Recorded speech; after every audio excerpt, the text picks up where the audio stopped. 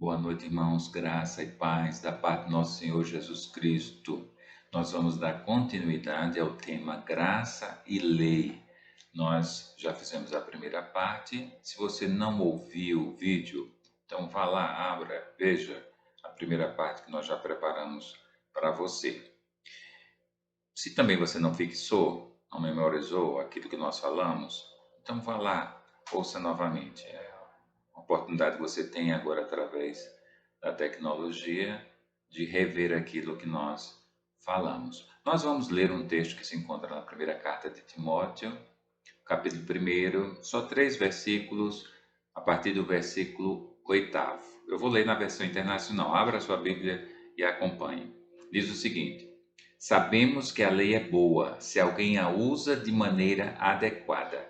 Também sabemos que ela não é feita para os justos, mas para os transgressores e insubordinados, para os ímpios e pecadores, para os profanos e irreverentes, para os que matam pai e mãe, para os homicidas, para os que praticam moralidade sexual e os homossexuais, para os sequestradores, para os mentirosos e os que juram falsamente, para todo aquele que se opõe à sã doutrina. Vamos orar? Senhor Deus, nós te damos graça mais uma vez por estarmos aqui estudando a tua palavra. Que tu sejas com cada um de nós, teu Santo Espírito, abra as nossas mentes para compreendermos, Senhor, os teus ensinamentos. Sabemos que o tema graça e lei não é tão simples, mas que o teu Santo Espírito possa torná-lo simples para que entendamos tudo aquilo que será explanado. Nós também te pedimos pela nossa comunidade, pela nossa igreja, protege-nos, Senhor. Sabemos que tu és o Deus do céu e da terra. Sabemos que tu criaste todas as coisas e todas as coisas estão debaixo do teu poder. Nós queremos te agradecer e te pedir no nome do teu Filho amado Jesus. Amém. Muito bem, vou fazer apenas um resumo bem rápido daquilo que nós falamos na primeira parte. Gostaria de falar sobre o panorama na época de Jesus. Panorama bíblico no sentido de versões, o que é que nós tínhamos, a língua do povo, aquilo que nós falamos lá no início, nós vamos trazer um resumo para você. Então, a primeira coisa que a gente gostaria de dizer é o seguinte: na época de Jesus existia o Antigo Testamento em hebraico, que era a língua original, a língua primeira do povo hebreu, do povo judeu. Também existia o Antigo Testamento grego, na língua grega. O texto hebraico já havia sido traduzido para a língua grega, que era a língua universal na época, era a língua falada em todo o Império Romano. Depois de Jesus, durante o primeiro século, então, o Novo Testamento, os livros do Novo Testamento foram formados na língua grega. Então, nós vemos aí o Antigo Testamento em hebraico e em grego e o Novo Testamento em grego. Só que o período, como nós falamos, de Gênesis a Apocalipse, esse período em que os livros foram escritos, em torno de 1.600 anos. Então, um período muito longo, muita coisa aconteceu, inclusive a mudança na língua do povo judeu. Primeiramente, eles falavam hebraico, depois passaram a falar aramaico. Na época de Jesus, eles falavam aramaico, a língua coloquial que eles falavam uns com os outros era aramaico. E o texto sagrado que era lido nas sinagogas era o texto hebraico. Então as pessoas, a maioria das pessoas, não entendia o que estava sendo lido. Havia necessidade de um tradutor. Então um tradutor, ele traduzia o que era lido em hebraico para o aramaico. Isso era chamado de Targum. Não falamos da vez passada. Então era uma tradução oral na hora. Na hora do culto, em que estava sendo lido o texto sagrado, então se fazia a tradução oral.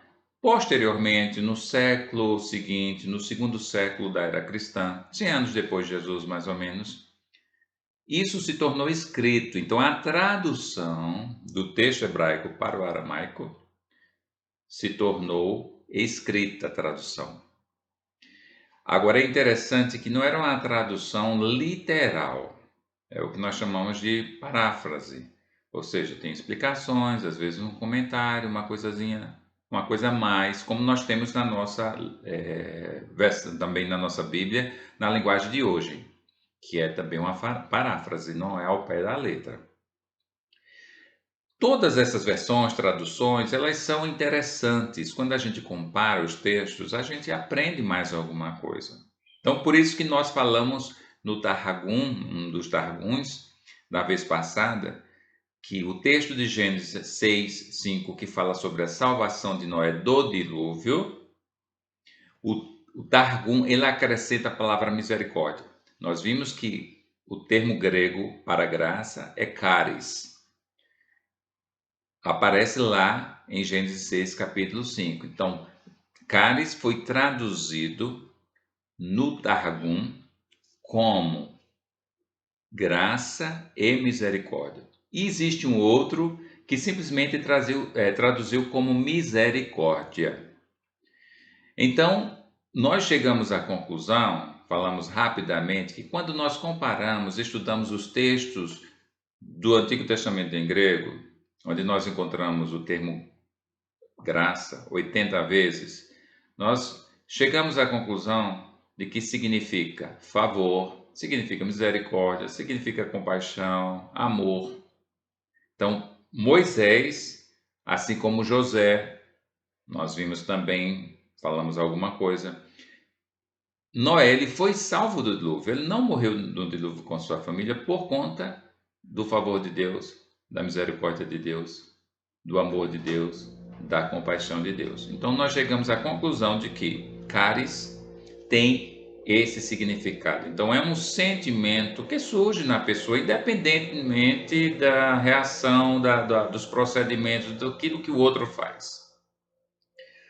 A misericórdia de Deus com relação a Noé não foi porque ele fez boas ações com relação ao próximo, com relação a Deus, não. É um sentimento de misericórdia, de compaixão. Era um homem que procurava obedecer a Deus, não era perfeito, mas tinha um sentimento de obediência, então Deus, na sua misericórdia, teve compaixão dele e o salvou. Na realidade, Deus tem compaixão e misericórdia por todos, por toda a humanidade. Mas nós vamos ver um pouco mais adiante sobre isso. Só que agora nós gostaríamos de nos dedicar a entender um pouco da lei de Moisés, o porquê da lei de Moisés. Vai ser alguma coisa muito rápida, mas é interessante a gente agora partir para entender o porquê da lei, qual a razão da lei. Então, nós sabemos que a lei de Moisés, que foi dada ao povo judeu, ela tem 613 leis.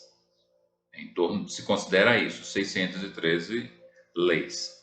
E a gente pergunta qual a necessidade da lei?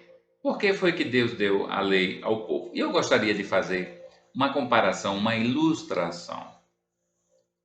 As ilustrações, elas sempre abrem a nossa mente e nos faz compreender melhor. Por exemplo, o automóvel. O homem inventou o automóvel. Então, a partir que o automóvel foi criado, então as pessoas começaram a comprar, a andar de automóvel. Então houve uma necessidade de o quê? Criar um código de leis, leis de trânsito. Havia uma necessidade. O próprio ser humano chega à conclusão: não, nós temos que fazer um código. Por quê? Porque precisa organizar o trânsito. Precisa evitar acidentes, que pessoas morram, que pessoas fiquem acidentadas, machucadas. É importante isso. Nós precisamos entender que, em termos humanos, a primeira função da lei é organizar, é realmente evitar acidentes, evitar problemas, dificuldades na sociedade. Nós estávamos lendo que no Brasil, por exemplo, a cada hora, 5 pessoas morrem por acidentes de trânsito. Isso dá em torno de 3.600 mortes durante o mês. E 43.200 mortes durante o ano. Então, é muita morte. Agora, observe que nós temos leis de trânsito. Apesar de existir um código de trânsito, ainda existem muitos acidentes. No mundo, dizem que é em torno de 1,5 milhão, mais ou menos, em torno disso, apesar de existirem leis de trânsito. Então, nós percebemos o seguinte, que foi também necessário se colocar penalidades. As penalidades elas são necessárias para tentar inibir ainda mais. Infelizmente, mesmo tendo leis, muitos não cumprem se não houver uma penalidade. Até dizem, né? Se não mexer no bolso, a pessoa não cumpre a lei.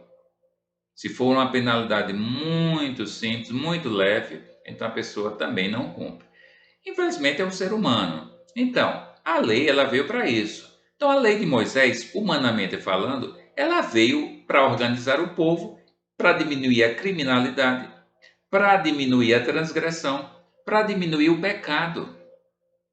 Então, Deus chamou um povo, disse: Você é o meu povo, agora eu tenho uma missão para vocês. Inclusive, nós sabemos, já falamos aqui em outra pregação, que todos os escritores da Bíblia são judeus. Deus deu uma missão a este povo, de trazer a sua palavra para o mundo, de trazer Jesus também para o mundo. Então, nós vemos que Deus organizou esse povo, chamou esse povo, agora disse: Eu vou dar leis a você, porque eu quero que o povo seja organizado, eu quero que o povo realmente me obedeça, que o povo tenha um padrão e estilo de vida diferente do que o mundo tem. Então, Deus deu leis realmente a esse povo, ao povo hebreu. Inclusive, nós podemos ver também um outro aspecto, que é o aspecto espiritual. Todo país ele tem suas leis, com essas funções como nós colocamos aqui, de organizar, de realmente diminuir a criminalidade, de diminuir os problemas. As pessoas têm que se relacionar, eles se relacionam numa sociedade. Então, é preciso normatizar para que haja harmonia no país, na nação. Mas existe uma outra também função espiritual que é específica do povo de Deus. Nós gostaríamos até de ler dois textos aqui, um se encontra em Gálatas, capítulo 3, 19, e outro em 1 Timóteo 1,8, que a gente já leu. A primeira de Gálatas diz o seguinte: Qual era então o propósito da lei? Foi acrescentada, foi dada, foi otorgada por causa das transgressões, ou seja, dos pecados, dos erros, da desobediência. Então aqui já nos já nos deu uma dica, né? Aquilo que nós falamos. Em 1 Timóteo 1,8 diz: Sabemos que a lei é boa se alguém a usa de maneira adequada. Então nós lemos. Inclusive depois ele vai dizer, olha, ela não é feita para o justo, mas ela é feita para os transgressores. Aí vai dizer por conta do pecado, aqueles que praticam moralidade sexual, mentirosa, etc, etc. Na realidade, o que Paulo está dizendo é o seguinte: como existe pecado, como existe transgressão, então a lei veio para o quê? Para tentar frear realmente o pecado, frear todas essas coisas que desagradam a Deus. Agora, do ponto de vista espiritual, nós precisamos verificar outras questões. Por exemplo, a lei ela veio para mostrar a você, mostrar a mim, que realmente é complicado para o ser humano cumprir a ordem divina. Ou seja, já existe uma tendência dentro de nós, do ser humano, de não cumprir a ordem divina. Isso só era perceptível se houvesse alguma ordem, se houvesse uma lei. A partir do momento que Deus criou as leis, as pessoas puderam perceber: olha, eu até tento obedecer a Deus, mas não consigo. Então, veja essa importância, dar uma consciência ao ser humano da sua dificuldade em obedecer a Deus. Então, como consequência, o homem pôde perceber que ele era pecador, que ele é pecador. Algumas pessoas dizem: não, pecado é coisa da cabeça do homem. Não tem nada a ver com relação a isso. Pecado é transgressão, pecado é desobediência a Deus. Então, a partir da lei, dizendo não faça isso, Quando eu descumpro a lei de Deus, então me vejo uma pessoa pecadora. Quer dizer, eu sou pecador. Pecador é aquele que transgride. É uma palavra que simplesmente significa isso, um transgressor. É claro que existem transgressores da lei dos homens, mas o nome pecador, essa terminologia, não é aplicado para aquele que transgride a lei, por exemplo, do Brasil. É um termo específico da religião, da palavra de Deus, da Bíblia, que se refere à transgressão perante a ordem de Deus, perante a lei de Deus. Então, a lei possibilitou o homem perceber o quanto ele é desobediente. O ser humano, a ficha dele é suja, não tem esse. Todos nós desobedecemos a Deus. Muitas vezes até queremos obedecer, mas vemos entre nós uma força nos levando a transgredir. Isso Paulo explicou muito bem, ele mesmo disse isso. O grande Paulo que nos escreveu, nos trouxe essas cartas maravilhosas explicando tudo, ele mesmo disse: olha, eu vejo uma lei dentro de mim, eu vejo uma força dentro de mim me levando a fazer as coisas erradas. Então, só a partir da lei, ou seja, em havendo uma lei, é que o ser humano poderia perceber o quanto ele é pecador, o quanto ele é desobediente. Ele percebendo que é desobediente, então ele vai ver o seguinte: se Deus salva, a Bíblia diz que Deus salva, a Bíblia diz que Deus dá a vida eterna, então não é por mérito nosso, não é por mérito meu, porque eu sou perfeito, mas é pela bondade de Deus, pela misericórdia de Deus, pelo amor de Deus. Ele salva por conta da sua misericórdia. Eu sou pecador, todas as pessoas são pecadores. E nós vamos partir então para ver uma questão aí da salvação sobre fé e graça. Nós já vimos a função da lei, a função humana, mas nós vimos a função espiritual.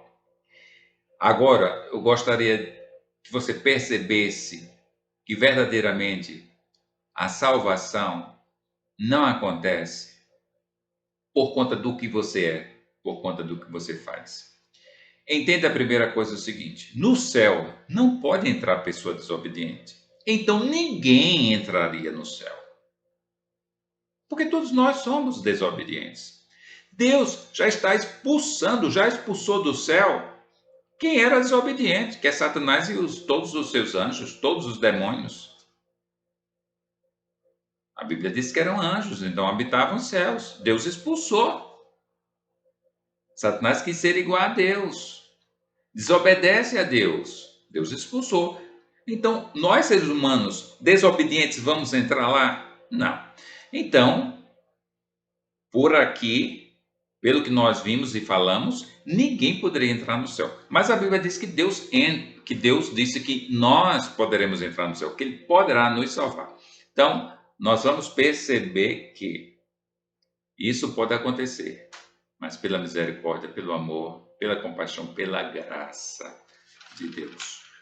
Não porque nós fazemos alguma coisa que obriga Deus a nos salvar. Eu gostaria de ler aí Gálatas 3:11, que nos diz o seguinte: é evidente que diante de Deus ninguém é justificado pela lei, pois o justo viverá pela fé. Nós vamos perceber o seguinte: a finalidade da lei não foi jamais salvar ninguém. Nós já vimos a função da lei. Ela, na realidade, a função era mostrar o pecado, mostrar o quanto eu sou pecador. Com relação à salvação, não. Ela não tem a capacidade de me aperfeiçoar. Não tinha a capacidade de aperfeiçoar os hebreus e os judeus, de forma alguma. A finalidade dela não foi isso. E Paulo, ele vai esclarecer muito isso. Ele usa, claro, uma forma mais complexa de falar. Era uma pessoa erudita que às vezes dificulta para se ler. Para se entender, mas nós podemos, estudando com cuidado, nós vamos perceber que Paulo é muito claro com relação a isso. Em Efésios, Capítulo 2, versículo 8, que nós lemos na semana passada, diz: Pois vocês são salvos pela graça, por meio da fé, isto não vem de vós, não vem de vocês, é dom de Deus, é presente, é dádiva de Deus.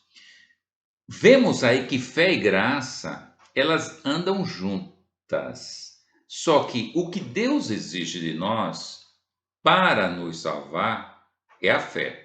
Não é nenhum tipo de comportamento, não é nenhum tipo de ação que nós possamos fazer, alguma coisa que nós possamos fazer para alguém ou para Deus que vai nos levar ao céu. O texto bíblico é claro em dizer que a salvação ela é adquirida através da fé, por conta da graça de Deus. Então, nós vemos que existe a fé do nosso lado, eu preciso ter fé, e da parte de Deus existe a graça, a misericórdia, o amor, a compaixão, como nós já vimos a definição na pregação passada.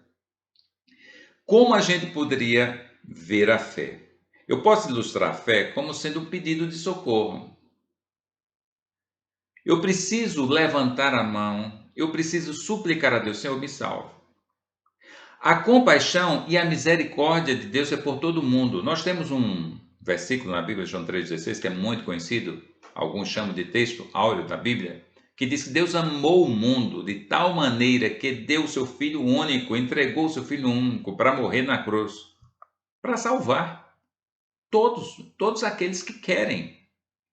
Então, a compaixão e a misericórdia de Deus é sobre todas as pessoas. Inimigos seus, como o texto de Romanos também fala. Porque somos pecadores, nós somos inimigos de Deus, mas Ele nos ama. A misericórdia de Deus é sobre todas as pessoas. Agora, a única coisa que Ele quer é que você diga: eu quero. Eu quero ir para o céu. Eu quero obedecê-lo. Porque, como nós falamos, no céu não pode entrar pessoa desobediente. A questão de entrar no céu não é porque eu sou bom, ou porque eu faço isso, ou porque eu faço aquilo, mas eu preciso assumir um compromisso com Deus e dizer: Senhor, eu não gosto da desobediência. Senhor, eu não me alegro em desobedecê-lo. Senhor, eu quero obedecê-lo. Eu sei que o Senhor é Deus, criou todas as coisas, é soberano, domina tudo. Eu sei que o Senhor merece todo o respeito e toda a honra. Eu quero obedecê-lo. O que Deus quer da parte do homem é só vamos dizer, essa declaração, esse compromisso, esse pacto com Deus de nós sermos obedientes. Porque no céu ele já está expulsando quem foi desobediente. Então não pode levar quem é desobediente. Então a fé é uma declaração de obediência a Deus. É um pedido de socorro. É uma súplica a Deus para que a pessoa seja salva. Então a fé nada mais é realmente do que isso. Da parte de Deus existe o que? A misericórdia. Existe o amor, existe a graça, que está disponível a todas as pessoas. O mais inimigo de Deus, o mais transgressor, a pessoa pior do mundo, se a gente puder dizer assim, numa classificação humana, Deus, a misericórdia de Deus, a compaixão de Deus, a graça de Deus, ela é suficiente para todos. Então nós precisamos perceber essa diferença aí. O que Deus realmente quer do ser humano é a fé. Então a salvação, ela não é adquirida pela lei mosaica de forma alguma, porque a lei veio com a função simplesmente de mostrar ao homem o quanto ele é pecador, o quanto ele está distante de Deus e quanto ele está distante do céu. A lei veio para isso. Agora, a palavra de Deus revelou então que deseja da parte do homem apenas fé, uma declaração de obediência, um compromisso, um pacto com Deus. Eu creio que o Senhor existe, eu creio que o Senhor é soberano, eu creio que existe vida eterna, eu creio que eu preciso obedecê-lo. Somente isso. Nós vamos ver, por exemplo, alguns exemplos do Antigo Testamento, porque a gente vai então falar o seguinte: sim, mas quem era do Antigo Testamento era salvo através do quê? Se a lei não salvava, o que salvava? As pessoas eram salvas no Antigo Testamento. Nós temos o exemplo de Abraão, que é muito citado nas cartas de Paulo. Primeiramente, eles vão citar os autores, o Paulo ele vai citar o que nós encontramos lá em Gênesis capítulo 15, versículo 6, quando diz: Abraão creu no Senhor e isso lhe foi creditado como justiça. Então, já desde o início, já desde Abraão, que viveu 2000 anos antes de Cristo, a palavra de Deus já revelou que Abraão foi salvo porque creu. E é isso que Paulo vai argumentar nas suas cartas. O texto de Gênesis é claro em dizer: creu Abraão no Senhor e isso lhe foi creditado como justiça. Quem conhece a história de Abraão sabe que a fé de Abraão ela foi demonstrada através da obediência. Ou seja, ele queria obedecer a Deus. Foi perfeito? Não. Ele não foi perfeito. Ele foi obediente em tudo? Com certeza não. Mas o que demonstra o texto é que existia dentro dele esse desejo de obedecer a Deus. É uma história realmente belíssima, magnífica. Romanos 4, os versículos 2 e 3, Paulo vai dizer o seguinte: se de fato Abraão foi justificado pelas obras, ele tem do que se gloriar, mas não diante de Deus. Que diz as Escrituras? Abraão creu em Deus e isso lhe foi creditado como justiça. Então, em outras palavras, Paulo está dizendo: olha, não é isso que a palavra de Deus diz, que Abraão foi justificado pelas suas obras, pelo que ele fez. Abraão não foi salvo pelo que ele fez, mas o que a Bíblia diz é que foi pela fé que ele teve.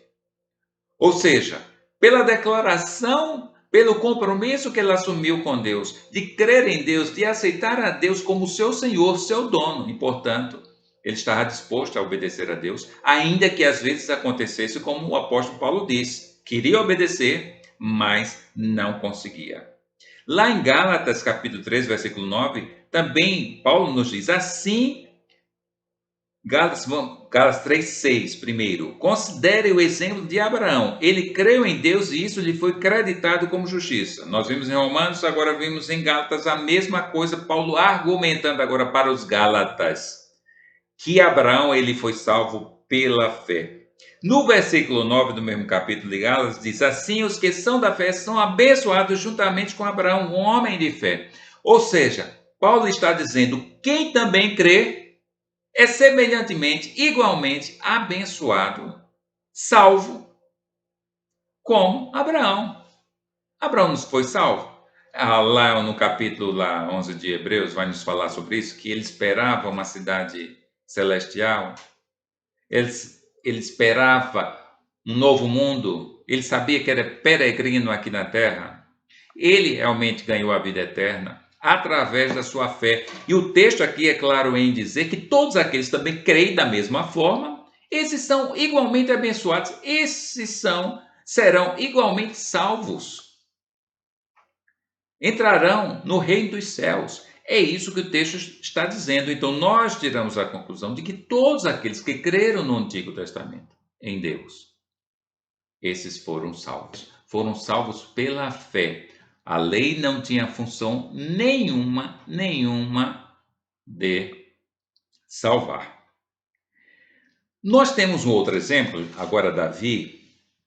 Davi viveu em torno de 1000 anos antes de Jesus. Então perceba, Abraão 2000, Davi 1000 anos antes de Jesus. Lá também em Romanos, capítulo 4, os versículos 5 a 8, Paulo vai argumentar com um salmo de Davi. Ele vai dizer o seguinte: todavia, aquele que não trabalha, mas confia em Deus, que justifica o ímpio, sua fé lhe é creditada como justiça. Davi diz a mesma coisa quando fala da felicidade do homem a quem Deus credita justiça independente de obras. Aí ele vai repetir uma parte de suas palavras do seu salmo. Como são felizes aqueles que têm suas transgressões perdoadas, cujos pecados são apagados. Como é feliz aquele a quem o Senhor não atribui culpa.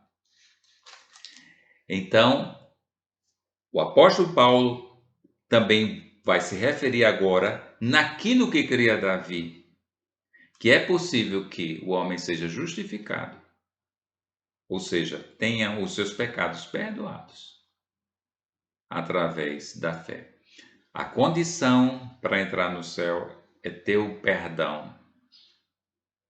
Então, todo aquele que é perdoado, ele é purificado, ele é aperfeiçoado, a fim de habitar nos céus.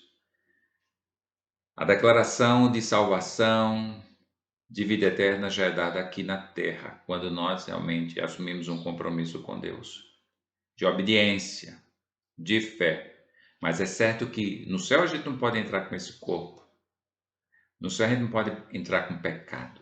A gente tem que entrar uma nova criatura, um novo corpo. Então isso ainda vai acontecer na redenção. Existirá o dia em que nós teremos os nossos corpos transformados, seremos totalmente aperfeiçoados e viveremos eternamente com Deus, obedientes, não como Satanás, que é desobediente. Satanás foi expulso, todos os seus mensageiros. Mas nós seremos transformados porque nós assumimos um compromisso, um pacto sincero com Deus de sermos obedientes. Deus conhece o coração. Ele não simplesmente lê os nossos lábios. Ele simplesmente não ouve o que nós falamos. Ele percebe, ele vê, ele enxerga o que está dentro de nós. Então ele sabe da nossa sinceridade, daquele que é verdadeiramente sincero, que assume esse compromisso com Deus de ser obediente, então ele é salvo. Isso é que nós chamamos de fé. Só declara isso quem crê verdadeiramente em Deus. Quem crê que Ele é Senhor e Salvador, que são as condições para se adquirir a vida eterna. Então, nós vemos aqui, e nós vamos ficar nisso, nesta pregação, neste ensino. Posteriormente, nós vamos ter a terceira parte, nós vamos aprofundar mais o assunto, mas nós aqui introduzimos o quê? A lei, a função da lei. A função da lei não era salvar ninguém, não era aperfeiçoar ninguém, pelo contrário, era dar consciência de que a pessoa era pecadora, ou seja, quando ela tentava fazer as coisas certas, obedecer a Deus, então ela percebia, olha, eu não consigo. E isso só era possível perceber com uma lei estabelecida, com uma ordem, com ordens sendo ditas para o ser humano. Então, só a partir daí o homem teve verdadeira consciência da sua condição, o quanto pecador ele era. Então, do ponto de vista espiritual, a lei ela tem essa função da gente perceber que nós não temos ficha limpa com Deus. Como seres humanos, não. O perdão de Deus, a graça de Deus, sim, nos purifica de todo pecado, limpa a nossa ficha, mas humanamente falando, como homem natural, nós somos pecadores. Porque somos pecadores, nós não podemos entrar no céu. Porque no céu não pode entrar ninguém desobediente, não pode entrar pecador. É preciso que haja uma transformação. Para que haja essa transformação, é preciso que você queira a intervenção de Deus na sua vida. É preciso que você realmente, sinceramente diga, Senhor, eu creio em Ti, no Teu poder, no Seu poder, eu creio. Vê o que há dentro de mim, como disse Davi. Transforma-me. Isso é preciso ser sincero, porque Deus vê o coração. Infelizmente, tem muita gente nas igrejas que simplesmente acham que Deus não olha para o coração. E aí falam coisas, mas coisas que não saem realmente de dentro. Mas Deus, realmente, Ele sabe quem verdadeiramente fala a verdade ou não. Então, vimos aqui o exemplo de Abraão, vimos aqui de Davi, que verdadeiramente, mesmo no tempo passado, só é salvo aquele que realmente crê. Aquele que crê em Deus, crê em Jesus, aquele que realmente declara diante de Deus que quer obedecer. Então, que Deus nos abençoe, que você possa ter compreendido esta parte. Nós vamos ter uma terceira parte. Talvez assim concluamos aquilo que nós planejamos. Que Deus abençoe a sua vida.